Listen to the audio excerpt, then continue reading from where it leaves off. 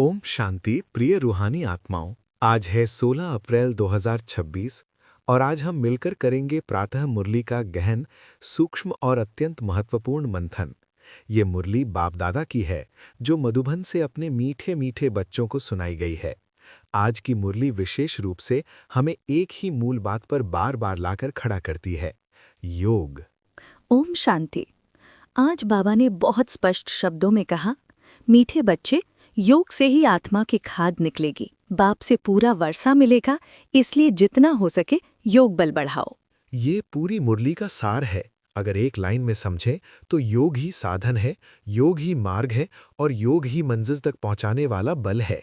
बाबा ने खाद निकलने की बात कही, इसका क्या अर्थ है? खाद का अर्थ है आत्मा में जमा हुई अशुद्धियां, विकर्म और विकारों का प्रभाव। 84 जन्मों में आत्मा पर जो मैल जमा हुआ है वो केवल योग अग्नि से ही समाप्त हो सकता है। तो ज्ञान सुनना काफी नहीं है? नहीं, ज्ञान दिशा देता है, लेकिन शुद्धि केवल योग से होती है। आज के प्रश्न में भी यही बात जुड़ी है। देवी देवताओं के कर्म श्रेष्ठ थे, अभी भ्रष्ट क्यों बने हैं? बाबा कहते हैं क्योंकि हमने अपना असली धर्म भूल दिया है। मतलब स्वधर्म भूलना ही पतन का कारण है? बिल्कुल। जब आत्मा अपने स्वरूप को भूल जाती है कि मैं शुद्ध, शांत, पवित्र आत्मा हूँ, तब वो देह अभिमान में आ जाती है और उसके कर्म भी भ्रष्ट हो जाते हैं। और बाप क्या करते हैं? बाप हमें हमारा असली धर्म याद दिलाते हैं, साथ साथ पूरी सृष्टि की हिस्ट्री ज्योग्राफी भी समझाते हैं। यही ज्ञान हमें दूसरों को भी सुनाना है। हाँ, यही हमारी सेवा है, बाप का सच्चा परिचय देना। बाबा ने शुरुआत में ही एक बहुत सुंदर भावना दी, मुखड़ा देख ले प्राणी। हाँ, इसका अर्थ है अपने असली स्वरूप को पहचानो। तुम कौन थे, क्या बन गए हो और अब क्या बनना है ये समझो। हम पहले क्या थे? हम सतो प्रधान देवी देवता थे, पूर्ण पवित्र, पूर्ण सुखी। और अब हम तमो प्रधान बन गए हैं, विकारों से भरपूर, अशुद्ध। ये परिवर्तन कैसे हुआ? 84 जन्मों के चक्र में सतों से रजो, रजों से तमो। और अब क्या हो रहा है? अब बाप हमें फिर से सतो प्रधान बना रहे हैं, योग बल से। बाबा ने कहा कि आज कोई भी अपने को देवी देवता धर्म का नहीं कहता। हाँ, लोग अपने को हिंदू कहते हैं, जबकि ये कोई धर्म नहीं है। असली धर्म था आदि सनातन देवी देवता धर्म। और वही धर्म अब फिर से स्थापित हो रहा है। हाँ, संगम युग पर बाप द्वारा। बाबा ने सृष्टि के 3 लोक भी समझाए।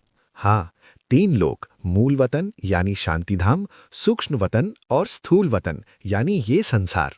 और आत्मा कहाँ रहती है? आत्मा मूल वतन में रहती है, वही उसका घर है। और फिर यहाँ आती है? हाँ, शरीर लेकर पाठ बजाने के लिए।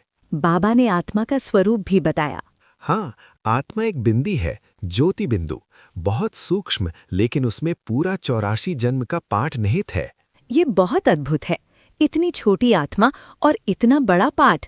यही तो इस ज्ञान की गहराई है। बाबा ने कहा कि दुनिया इस सृष्टि की पूरी हिस्ट्री नहीं जानती। हाँ, लोग केवल द्वापर कलयुग की हिस्ट्री जानते हैं, सतयुग और त्रेता का ज्ञान केवल बाप ही देते हैं। और ये ज्ञान हमें अभी मिल रहा है। हाँ, सिर्फ एक बार संगम युग में। बाबा ने कहा कि हम बेगर टू प्रिंस बन रहे हैं। हाँ, अभी हम कंगाल स्थिति में हैं, लेकिन बाप हमें राजयोग सिखाकर राजा बना रहे हैं। और ये सब योग बल से हो रहा है? बिल्कुल, यही सबसे बड़ी बात है। न कोई हथियार, न कोई बाहरी शक्ति, केवल योग। बाबा ने मामीकम याद करो पर भी जोर दिया। हाँ, यही मुख्य साधन है। बाप को याद करने से आत्मा पवित्र होती है और विकर्मों का बोझ उतरता है। क्या ये आसान है? समझना आसान है, लेकिन अभ्यास चाहिए। चलते फिरते, खाते पीते, हर समय याद में रहना है। बाबा ने कहा जितना याद करेंगे उतना वर्षा मिलेगा। हाँ, ये सीधा नियम है, जो ज्यादा योग करेगा वो ऊंच पद पाएगा। और वही बाप के गले का हार बनेंगे। बिल्कुल। बाबा ने कहा कि ये समय कल्याणकारी युग है। हाँ, क्योंकि इस समय बाप आकर पूरी दुनिया का कल्याण कर रहे हैं, पतित को पावन बना रहे हैं। और ये महाभारत की लड़ाई भी कल्याणकारी है। हाँ, क्योंकि इसके बाद स्वर्ग की स्थापना होती है। तो अभी हमारा लक्ष्य क्या है? योग बल बढ़ाना, पावन बनना और बाप से पूरा वर्षा लेना। आज की धारणा क्या है? पहली, याद की शक्ति से पावन बनना और बाप के गले का हार बनना। दूसरी, देह अभिमान छोड़कर देही अभिमानी बनना और पुण्य आत्मा बनना। आज का वरदान, अपने बुद्धि रूपी नेत्र को क्लियर और केयरफुल रखने वाले मास्टर नॉलेजेबल और पावरफुल भव। इसका क्या अर्थ है? इतने सजग बनो कि आने वाली परिस्थितियों को पहले से पहचान सको और हर पेपर में पास हो जाओ। आज का स्लोगन? पवित्रता ही नवीनता है और यही ज्ञान का फाउंडेशन है। और अव्यक्त इशारा? मधुरता और वैराग्य। मधुरता व्यवहार में और वैराग्य मन में, ये संतुलन हमें पास विद ऑनर्स बनाता है। तो आज की मुरली का सार क्या कहेंगे? सार है, योग ही सब कुछ है।